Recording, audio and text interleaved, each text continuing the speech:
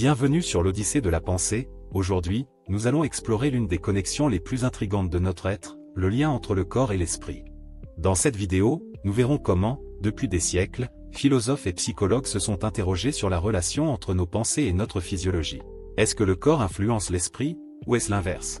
Quels enseignements et outils pouvons-nous en tirer pour mieux comprendre et influencer notre propre bien-être? Partie 1. Histoire et origine du lien corps-esprit. 1. Les anciens Grecs et la dualité corps-esprit. Dans l'Antiquité, les philosophes grecs ont été parmi les premiers à étudier le lien entre le corps et l'esprit. Pour Platon, l'esprit, ou l'âme, était distinct du corps, presque prisonnier de celui-ci. En revanche, Aristote a offert une vision plus unifiée, où corps et âme forment un tout. Selon lui, l'âme n'existe pas sans le corps. Aristote considérait que les émotions, comme la peur ou la joie, étaient issues de processus physiques. Il voyait ainsi l'âme comme la forme du corps, l'essence même de notre être qui ne peut être séparée du physique. 2. René Descartes et le dualisme. Au XVIIe siècle, Descartes a approfondi cette notion avec le concept du dualisme, une théorie selon laquelle le corps et l'esprit sont deux substances séparées mais qui interagissent. Descartes croyait que l'esprit, le siège de la pensée, pouvait influencer le corps et vice-versa. Ce point de vue a eu un impact durable sur la philosophie et la science, influençant notre façon d'aborder le corps et l'esprit comme des entités séparées. L'idée cartésienne est résumée dans sa phrase célèbre « Cogito, ergo sum », je pense, donc je suis, qui met l'accent sur la pensée comme preuve de notre existence. Partie 2. Le corps influence l'esprit, perspective scientifique et psychologique. 1. La psychologie et le stress. La psychologie moderne confirme que le corps et l'esprit sont étroitement liés. Les études sur le stress montrent à quel point nos émotions peuvent influencer notre corps. Lorsque nous sommes stressés, notre corps libère du cortisol et de l'adrénaline, des hormones qui préparent notre corps à une réponse de combat ou de fuite. Cette réponse physique nous montre que nos pensées ou émotions peuvent déclencher des réactions corporelles profondes. Mais lorsque le stress devient chronique, il impacte négativement notre santé physique, provoquant fatigue, maladie cardiaque et affaiblissement du système immunitaire. 2. La thérapie cognitive et comportementale, TCC. La TCC est une forme de thérapie qui aide les individus à changer leurs pensées pour améliorer leur bien-être. Les psychologues montrent que modifier nos pensées même légèrement peut transformer nos émotions et, par extension, notre corps. Par exemple, réinterpréter une situation stressante en défi, plutôt qu'en menace, réduit l'anxiété et les symptômes physiques associés. Partie 3. Les perspectives philosophiques contemporaines. 1. Le monisme de Spinoza. Baruch Spinoza, philosophe du XVIIe siècle, voyait le corps et l'esprit comme deux aspects d'une seule réalité. Selon lui, l'esprit et le corps sont deux expressions différentes de la même substance. Cela signifie qu'une pensée de joie peut littéralement influencer notre santé corporelle, car esprit et corps sont intrinsèquement liés. Pour Spinoza, les émotions, telles que l'amour ou la colère, sont des réactions du corps et de l'esprit simultanément. Ainsi, pour comprendre la tristesse, il faut étudier comment elle affecte le corps et l'esprit en même temps. 2. Maurice Merleau-Ponty et le corps comme sujet. Merleau-Ponty, philosophe phénoménologique, considère que le corps n'est pas simplement un objet, mais le sujet par lequel nous expérimentons le monde. Selon lui, l'esprit est intégré dans le corps, nous percevons le monde et agissons à travers lui. Cette vision replace le corps au centre de l'expérience humaine et souligne l'importance d'une compréhension unifiée. Pour Merleau-Ponty, nos pensées ne sont pas de simples processus mentaux, elles sont intégrées dans le ressenti physique. Lorsqu'on éprouve de la joie, celle-ci se manifeste à la fois dans l'esprit et dans le corps, créant une synergie. Partie 4. Comment l'esprit influence le corps.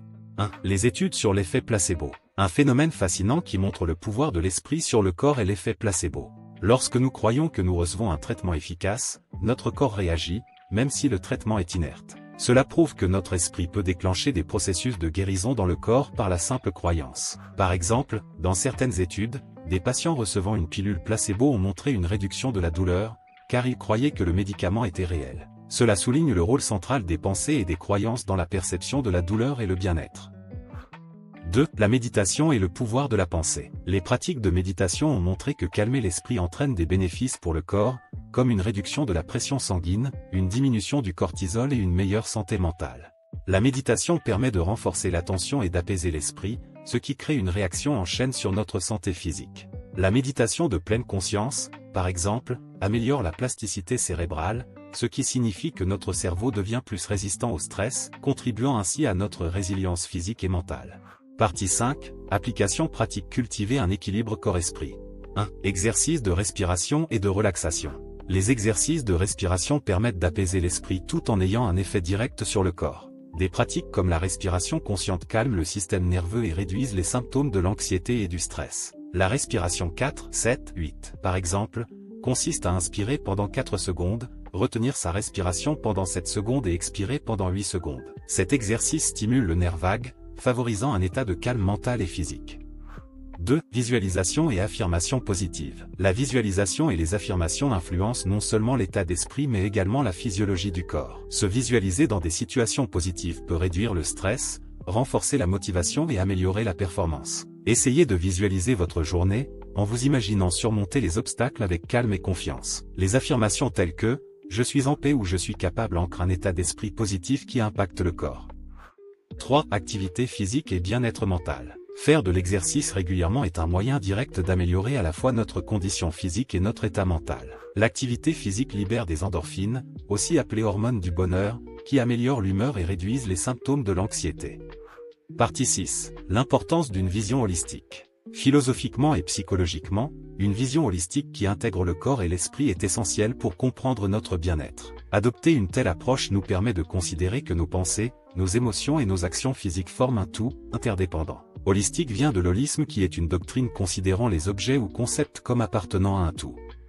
Conclusion. En conclusion, comprendre le lien entre le corps et l'esprit est une invitation à prendre soin de nous de manière globale. Les grandes philosophies et découvertes psychologiques nous montrent que nos pensées et notre corps s'influencent mutuellement, et qu'apprendre à harmoniser les deux est la clé pour une vie équilibrée et épanouie. N'oubliez pas, en changeant votre esprit, vous changez votre corps, et en prenant soin de votre corps, vous nourrissez également votre esprit.